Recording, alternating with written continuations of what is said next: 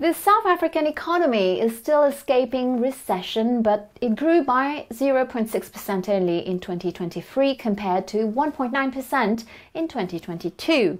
The logistics challenges at state-owned port and rail operator Transnet, which have hobbled exports, are of course at the root of this mixed performance. But a worrying energy situation with constant power cuts also weighs heavily on the daily lives of households and the profits of businesses. What role will these issues play in the outcome of the general election next May? To discuss the country's energy crisis, we spoke in Joburg with James McKay, the Executive Chairman of the Energy Council of South Africa. Take a look. How would you describe the energy crisis the country is facing? The energy crisis in South Africa has been building for years, and I think we have seen the load shedding has escalated. 2023 was our worst year of load shedding on record. And really, we've lost energy security through a lack of performance in our traditional assets. Very much 86% of our power still comes from coal-fired stations. We lost reliability. A lot of the new build programs ran over budget, over time, didn't perform well.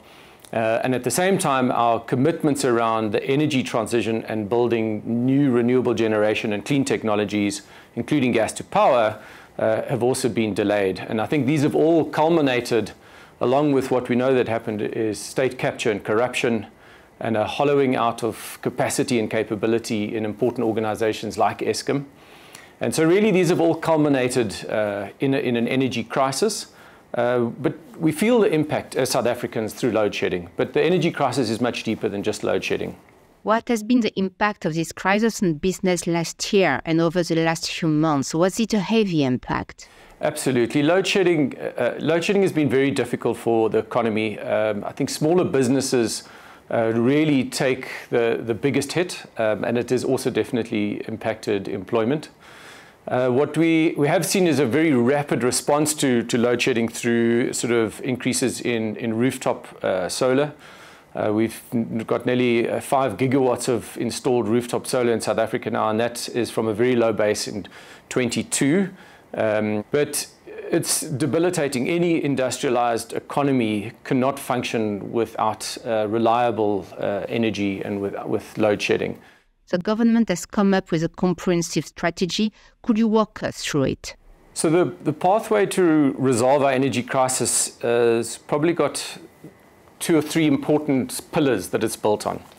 So firstly, business and government have come together under what has been termed the Presidential Energy Action Plan, and government announced the National Electricity Crisis Committee to deal specifically with 3 things. How do we end load shedding as quickly as possible?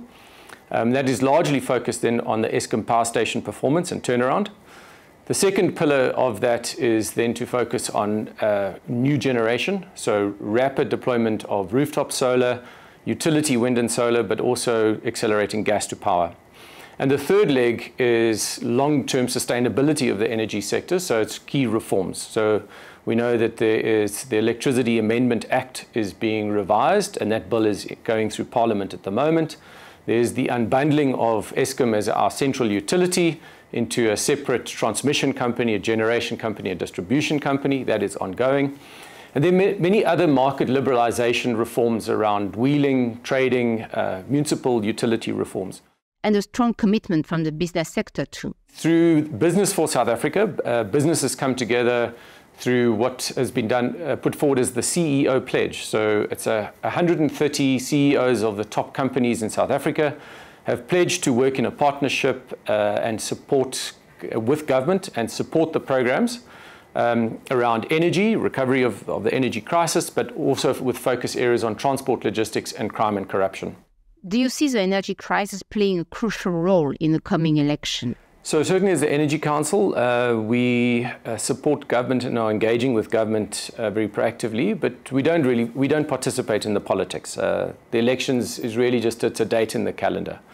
That said, I think our elections this year will be heavily contested, and so politicians are clearly going to use the agendas around energy. So, the load shedding and energy security, certainly social issues and impact of load shedding, but it's also job creation through state-owned entities and big utilities like Eskom.